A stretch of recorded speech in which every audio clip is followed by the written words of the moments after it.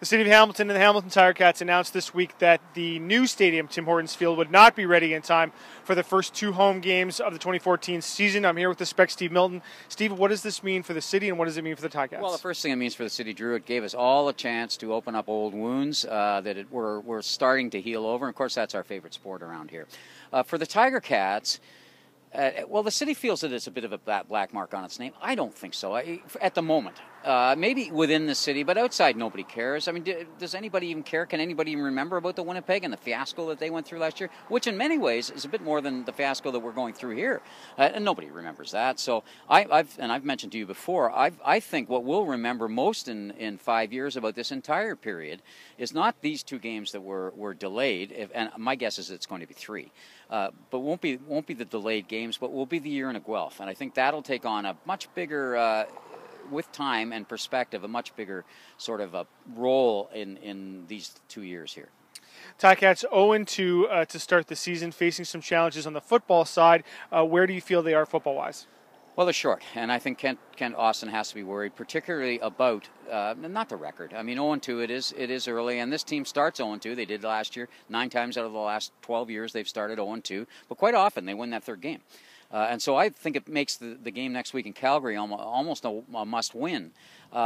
You really have to be worried about both the blocking schemes and the elusive schemes of the offense, because 14 sacks in 2 games is just unacceptable no matter what happened. You couldn't give up 14 sacks in 2 games if you took the ball, went and laid down on the ground and said, "Jump on me." You almost couldn't do it. So that, and then they're headed, I mean, we know those numbers aren't going to continue, but, you know, the problem could continue. Remembering, they got 14 sacks with 3 quarterbacks who will run, and it's part of their game. I think one of the things they have to do is establish a better running game. Teams are just coming at them. What are they on first down? 82% of the time they pass?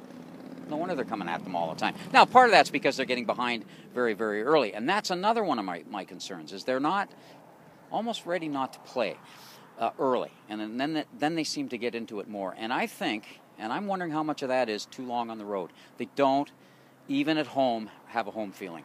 This will be the 30th game. I think by the time they get in there, it'll be 30 games in a place that you can't really call home. The other real worry, of course, there's 2 worries in my mind: Zach Collaros and Andy Fantuz. Well, let's talk a little bit about Collaros. Ticats are on a bye week this week, so they're not practicing, which means the Ticats don't have to provide daily updates on Fantuz and Collaros.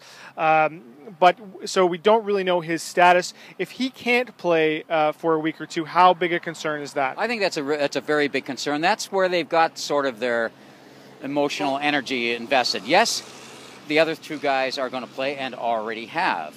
And yes, probably they can step in, but you know, so they're trying to redo that whole offense, and 2 guys, to me, that offense wheels around 3 people: Gable, the quarterback, and Fantuz, and everything else sort of wheels around the core parts of that, and they're without 2 of the 3. So I find this very, very troublesome, and I know Austin has to feel that way too. They've spent so much time with Collaros, and if he's out for any length of time, this is a serious problem. It gives you one less option, first of all, even if he was going to struggle as starter. As you can see, still on the construction site here at Tim Hortons Field, reporting for the Hamilton Spectator. I'm Drew Edwards.